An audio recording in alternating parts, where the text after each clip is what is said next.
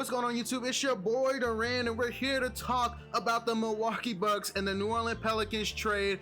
Who won this trade? Flat out, I would say the Pelicans won, because the simple fact is I am not a Jrue Holiday believer. I have made a video about this. People are trashing me on the comments why I didn't want Jrue Holiday in Boston, simply because I think he's a declining offensive player. He shot 35% from three. He did not blend well with Zion on the court, and I just don't think he's worth it. The Milwaukee Bucks sent a shocking 3 first-round picks, 2 first-round pick swaps, and Eric Bledsoe and George Hill for Jrue Holiday. First of all, who the hell is Jrue Holiday? Jrue Holiday is not this megastar point guard that people think he is. I just don't get the infatuation with Jrue Holiday. I think he's a solid two-way guard, and that's it. I think that's where I draw the line. I think he's a solid two-way guard, because overall, okay, of course he's an elite defender, but at the same time, his offense, it's mid. Jrue Holiday is a mid offensive player. He's not changing games that way.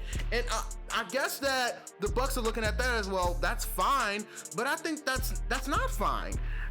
From the Bucks' essence in their problems really from last year came from the fact that they depended too much on Giannis to create offense. They didn't have anyone else that created offense. Everyone else's offense came from Giannis. Everyone's offense came from Giannis. The only real players that could create for himself was Dante DiVincenzo and George Hill and Chris Middleton. Those are the only players that could really create for themselves on the Bucks. Everyone else is kind of feeding off the attention that Giannis draws when he's driving down the middle of the paint.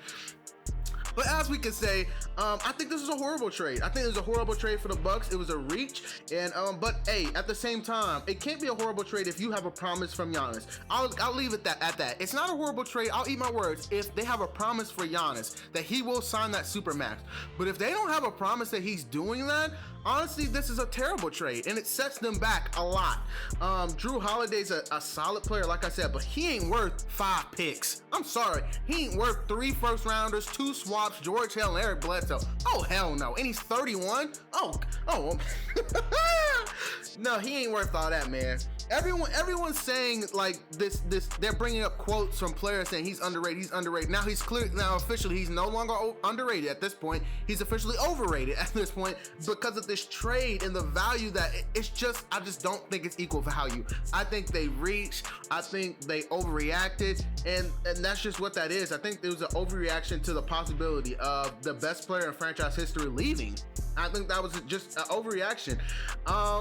Let's go ahead and look at more of their trades. They weren't done today. They traded DiVincenzo for Bogdanovic. I'm not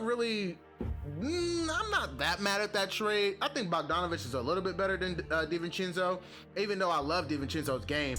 That's a player I would want on the Celtics is DiVincenzo.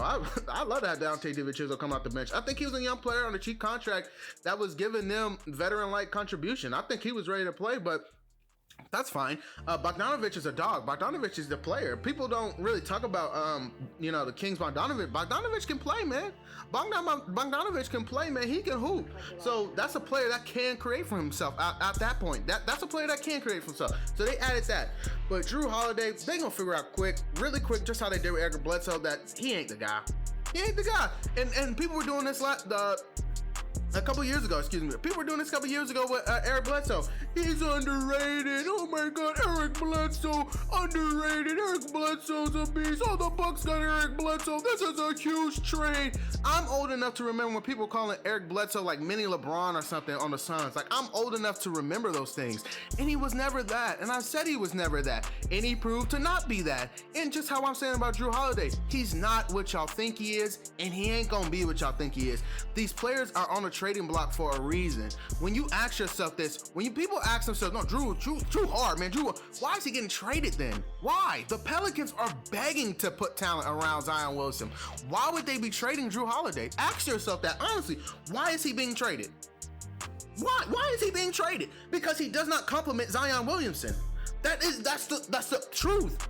And it ain't that hard to compliment Zion Williamson. All you have to do is shoot the corner 3 and be open and shoot the fucking ball. That's all you have to do to compliment Zion Williamson. And I just don't think Jrue Holiday is going to provide much of anything else that Eric Bledsoe provided, except for exceptional defense. And Eric Bledsoe was a first team all defensive player. So offensively, I don't really see that big of a difference. I'm not gonna lie. I mean, people are gonna kill me in the comments. I honestly don't see that big of a difference between Eric Bledsoe and Jrue. Okay, I'm not gonna cap. Jrue Holiday a little bit better than Eric Bledsoe offensively, but I mean, not that much, not noticeably, not that much where I could say that's a game changer. That's not changing anything in the playoffs. You know, obviously Eric Bledsoe is a bigger body and he's a bigger player, but aside from that, I don't think he offers much, and so I think the Bucks clearly lost this trade. I think the Pelicans added George Hill, Eric Bledsoe. They added two good players. They added a whole buttload of picks, which is always great when you're in rebuild mode. And this should go ahead and help David Griffin and his crew to get that process sped up a little bit more. You're the Pelicans, you're looking happy. We get off that terrible contract. We get off a player that doesn't really compliment Zion. We add players that do, and we just go about our business at that. Because Jrue Holiday was just like, I mean, it was in points when you're watching Pelican games and you're like, why is he on the floor? I mean, it's just like points where he just isn't helping. He isn't giving the ball to Zion. He's going ISO when he shouldn't. He's taking shots that clearly he shouldn't. He's not playing within the game, and he's used to being a number one at this point. He's used to being the best player on the Pelicans. He's used to taking the shots for the well, not being the best player, but I was saying he's used to taking a shot, a buttload of the shots for the Pelicans. He's used to doing that. So when they put Zion out there and they're putting a clearly better player out there, he wasn't facilitating. He wasn't doing what you would need out of that player. And you know, hopefully the Pelicans go with Lonzo a little bit more. Take some of those minutes that you were giving to Jrue Holiday and give them to Lonzo. I know people are still low on Lonzo. If I was the Celtics, I would have traded for Lonzo by now. I would have been stole that contract, turned him into a star. I think Lonzo still has potential to be a good player. Still, to give those minutes to Lonzo and still let him work through his struggles. Work through young players. I don't really like to give up on young players in the NBA as quickly as a lot of people do.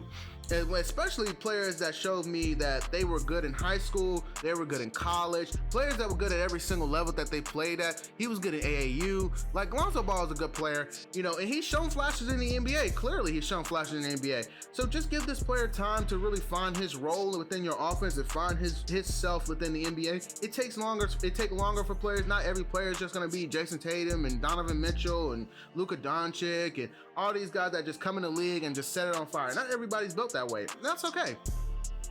Well, I have nothing left for the video as always. Oh yeah, I do have something left for the video. I don't think the Bucks will, I don't think this put the Bucks over the top. I think this was a backwards move, and I don't think it helps them really achieve what they're trying to do. They might get to the Eastern Conference Finals, but I don't think this has them a lock for the finals. I don't think they get to the finals, honestly. It felt like they were trying to build this team that beat the Nets, and I don't even think the Nets are that good, because right now the Nets are coming off an Achilles tear. Kyrie Irving is coming off, I forgot what he had. He had a knee injury, was it, or was it shoulder? Whatever. He's always fucking hurt. He's been been going for half a season now, and he hasn't played. It's gonna take time for that team to get better, and they're really not. I don't think the Bucks should be trying to compete with them per se. But as always, I have nothing left for the video. Like, comment, and subscribe. Peace.